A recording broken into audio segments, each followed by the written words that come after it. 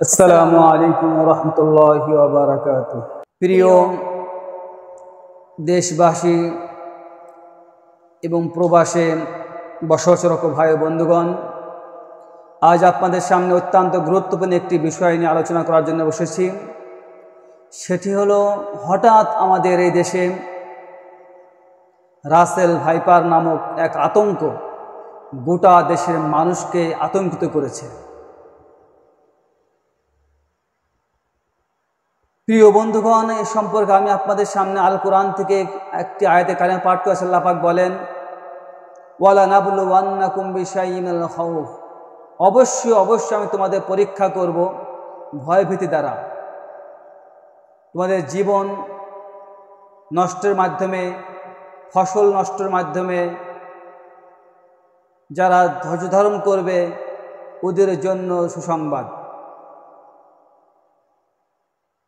প্রিয় বন্ধুগণ,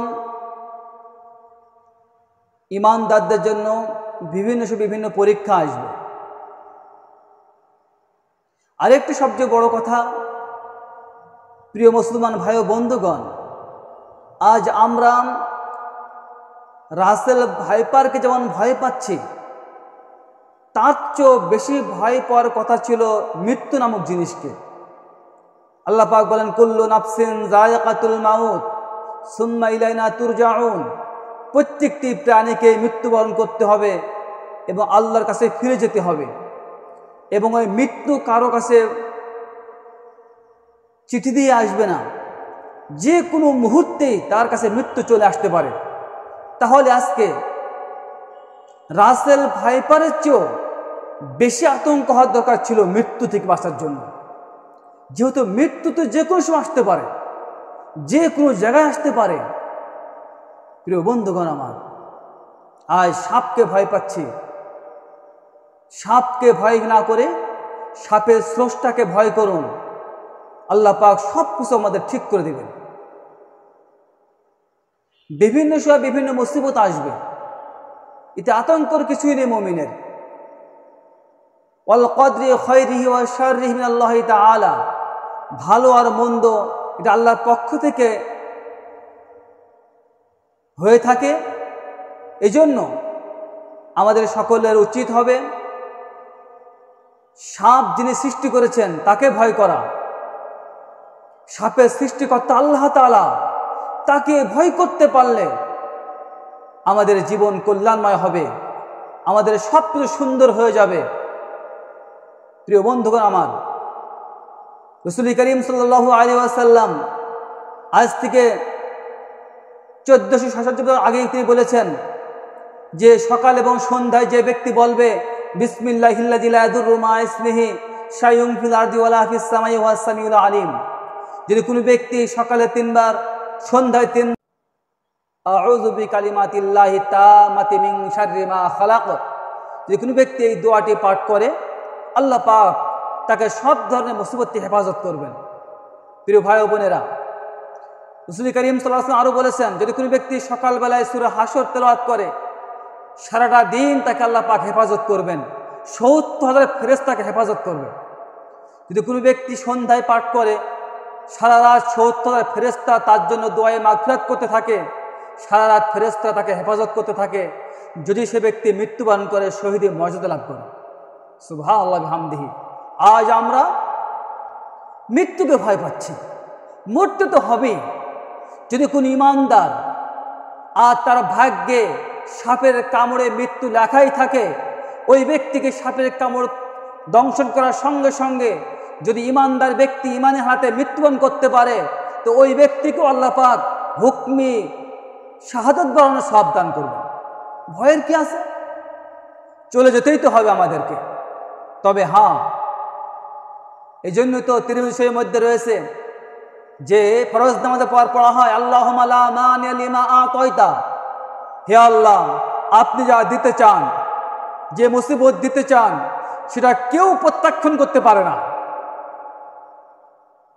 যদি কোনো ব্যক্তিকে আল্লাহ পাক সাপে দংশন করাতে চান, সে যদি 5 তলায় বসবাস করে, এসির রুমে বসবাস করে, চতুর্দিকে বেষ্টির মধ্যে বসবাস করে, আর আল্লাহ তাকে সাপের দংশনে মৃত্যুবরণ করাতে চান, তো যে কোনো মাধ্যমে সাপ দংশন করবেই করবে।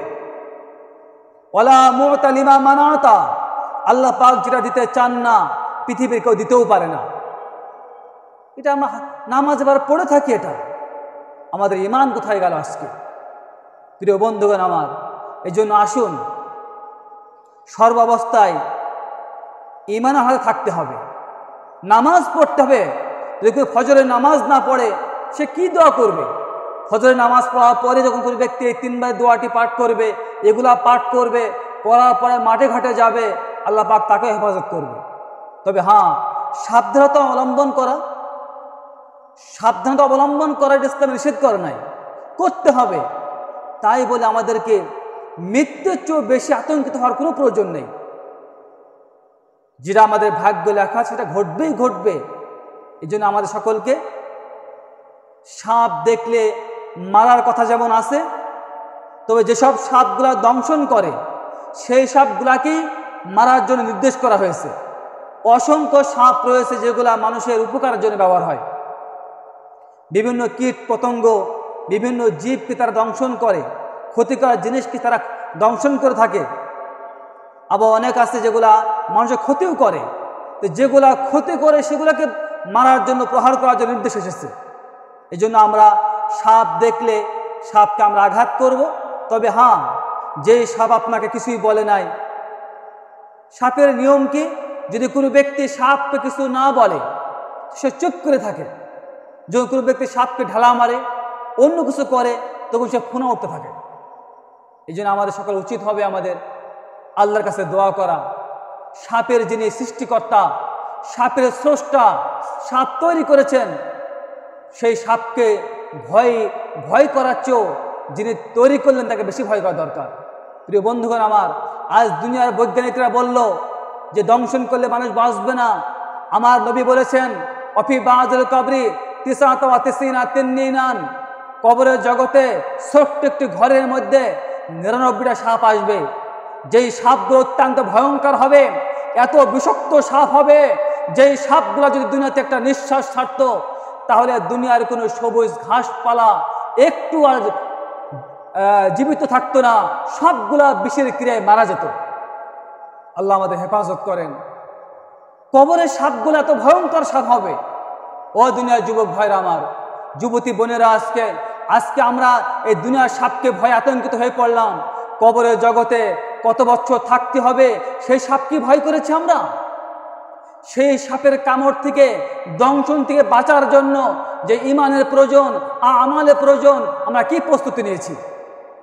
এই জন্য আসুন দেশবাসীকে আহ্বান করছি, এই রাসেল ভাইপারের চেয়েও বেশি দংশন এবং বেশি বিষধর সাপ কবরের জগতের সাপ।